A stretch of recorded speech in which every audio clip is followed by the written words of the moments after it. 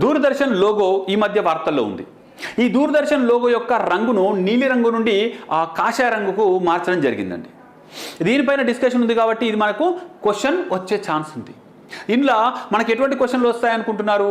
ప్రిలిమినరీలో అయితే అసలు ఈ లోగో ఎవరు రూపొందించారు అది మనకు తెలియాలి. నేషనల్ ఇన్స్టిట్యూట్ ఆఫ్ డిజైన్కు చెందిన దేవాశిష్ భట్టాచార్య రూపొందించారు. దీన్ని ఆమోదించిన టైంలో మనకు మినిస్టర్ ఎవరున్నారు అంటే మనకు అప్పుడు సమాచారం మరియు ప్రసార మంత్రిత్వ శాఖ ఎవరి చేతిలో ఉంది? ఇందిరాగాంధీ గారు, ప్రధానమంత్రి గారి చేతిలో ఉంది. సో తను ఆ టైంలో 1970s ఆ టైంలో దాన్ని అప్రూవ్ చేశారు. కాబట్టి ఇలాంటి బిట్స్ మనకు గ్రూప్స్లో ఖచ్చితంగా వస్తాయండి. మనం ఏం చేస్తాము?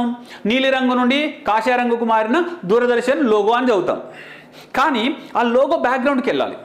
ఆ లోగో ఎవరు డిజైన్ చేశారు, ఏ ఏ ఏ మంత్రి ఉన్నప్పుడు అది ఆమోదించబడింది, దానికంటూ ఏమైనా థీమ్ ఉందా? దీన్ని ఒక కన్నులాగా చూస్తారు. అంటే దూరదర్శన్ దూరంగా ఉన్నది మనం చూడడానికి అన్నట్టు. సో ఇలా దీనికి ఏమైనా థీమ్ ఉందా? ఇవన్నీ మనం తెలుసుకుంటే అసలు దీనికి సింబల్ మీనింగ్ ఏంటి? అది ఎగ్జామ్ ప్రిపరేషన్ అండి. చాలామంది కళ్ళ ముందు కనిపించిన న్యూస్ మాత్రమే చదువుతారు.